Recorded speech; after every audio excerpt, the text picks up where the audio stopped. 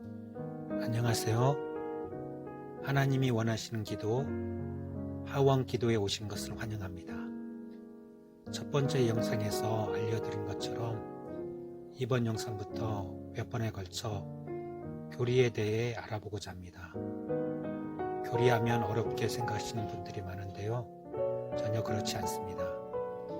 많은 믿음의 선배들이 수백 년에 걸쳐 성경의 중요한 부분을 주제별로 정리해 놓은 것이 교리입니다. 성경에는 여러 주제들이 산재해 있습니다. 하나님, 사람, 죄, 불순종, 심판, 예수님, 구원, 성령님, 성경, 교회 등에 관한 것입니다. 이런 주제들을 묶어놓은 것이 교리입니다. 이 채널에서 여러 가지 교리 중에 핵심적인 것들을 다뤄보고자 합니다. 첫 번째로 사람에 대해 알아보고자 합니다. 먼저 이런 질문을 드리고 싶습니다. 하나님께서 당신의 생명을 오늘 걷어가신다면 천국에 들어갈 확신이 있습니까? 이 질문에 당연히 예라고 대답해야 되는데 머뭇거리거나 대답을 못하는 경우를 많이 봐왔습니다. 왜 그럴까요? 구원에 대한 확신이 없거나 자기 자신을 되돌아봤을 때 구원에 한참 부족하다고 생각하기 때문일 것입니다. 자기 자신을 되돌아보면 추악한 죄가 있고 바르지 못한 행동이 있으며 윤리적으로도 깨끗이 못한 것도 있습니다. 유무형의 우상을 섬긴 일도 많이 있습니다. 자신의 육체가 썩어 냄새가 진동하는 것 같기도 합니다. 사람이 이렇게까지 부패할 수 있나 하는 생각도 들 것입니다. 그럼 과연 사람이 이런 존재였을까요? 답은 그렇지 않습니다. 사람은 원래 존귀한 존재로 창조되었습니다. 창세기 1장 26절에 하나님이 이르시되 우리의 형상을 따라 우리의 모양대로 우리가 사람을 만들고 라고 기록되어 있습니다. 삼일체 하나님께서 우리를 하나님의 형상을 따라 만들어 주신 것입니다. 우리는 하나님의 형상이기에 고결한 존재이며 아름다운 존재입니다. 하나님의 모습이 우리 안에 있다고 생각하면 얼마나 놀라운 일인지 모릅니다. 창세기 1장 31절에 하나님이 지으신 그 모든 것을 보시니 보시기에 심히 좋았더라 말씀하셨습니다. 사람도 사람이 만든 명작을 보면 놀라는데 하나님이 사람을 만드시고 보시기에 심히 좋았다라고 말씀하신 것을 보면 사람은 명작 중에 명작입니다. 더 나아가 사람은 하나님의 형상으로 지음받은 존재로 부와 고결함을 가지고 하나님과 교제를 나누면서 도덕적 존재로 살아가라고 만들어졌습니다. 이 얼마나 큰 은혜입니까? 자, 그러면 아담과 하와 시대 사람은 어떤 사람일까요? 우리의 모습과 같을까요? 아니면 다를까요? 처음 사람들의 모습을 통해 우리의 모습이 회복되었으면 좋겠습니다. 처음 사람 아담과 하와는 영원한 존재였습니다. 즉 불멸성을 가지고 있었습니다. 창세기 2장 16절로 17절에 여호와 하나님이 그 사람에게 명하여 이르시되 동산 각종 나무의 열매는 내가 의미로 먹되 선악을 알게 하는 나무의 열매는 먹지 말라. 내가 먹는 날에는 반드시 죽으리라 말씀하셨습니다. 하나님은 사람을 동산 각종 나무의 열매를 먹으면서 영원히 살 수 있는 존재로 만들어 주셨습니다.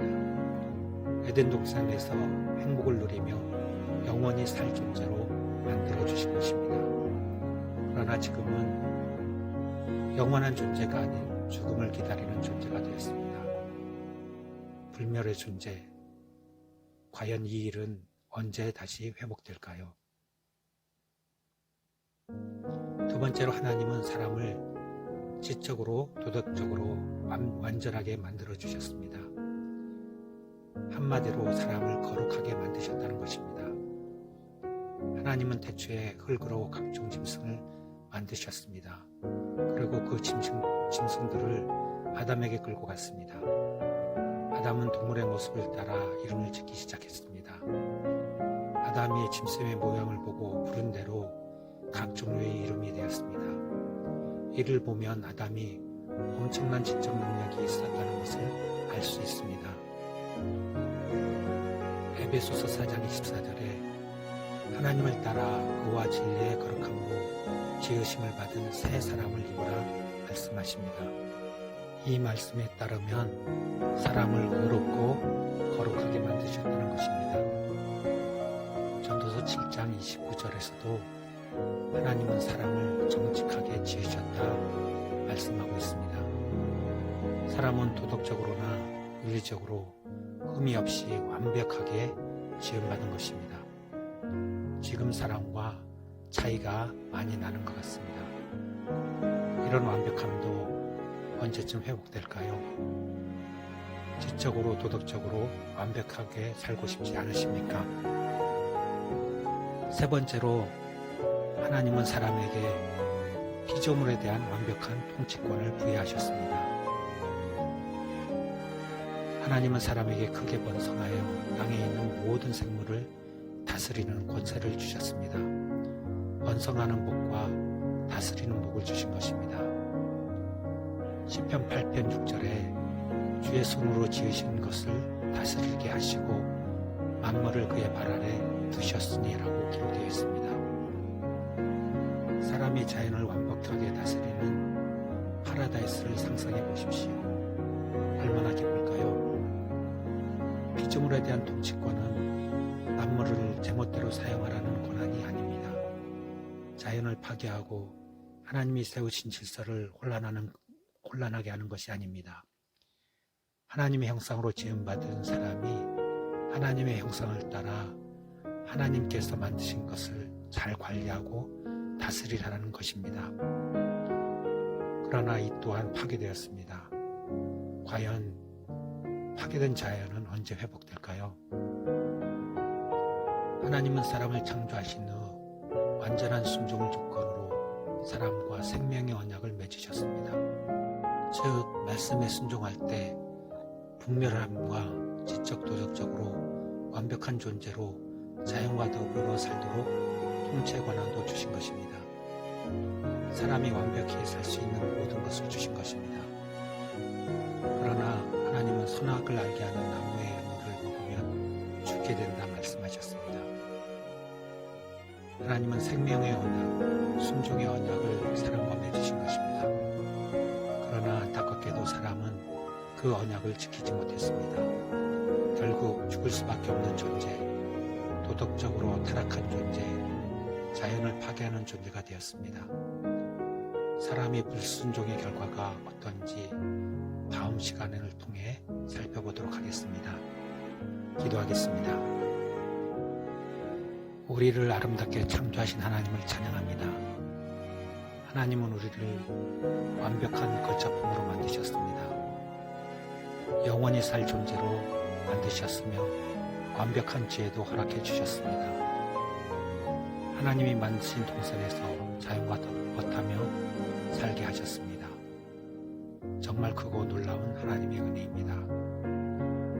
그러나 지금 우리의 삶은 내가 구원받을 존재인지 하나님께 사랑받을 존재인지 정말 멋진 존재인지를 잊고 살아가는 듯합니다.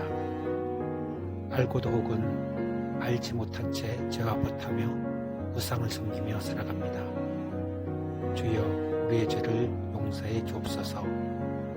우리를 회복시켜 주옵소서. 예수 그리스도의 보혈로 우리의 죄를 씻겨 주옵소서. 예수님의 이름으로 모든 죄의 구렁텅이에서 빠져나오게 하옵소서. 예수 그리스도로 말미암아 구원의 복을 누리게 하옵소서. 예수님의 이름으로 기도합니다. 아멘.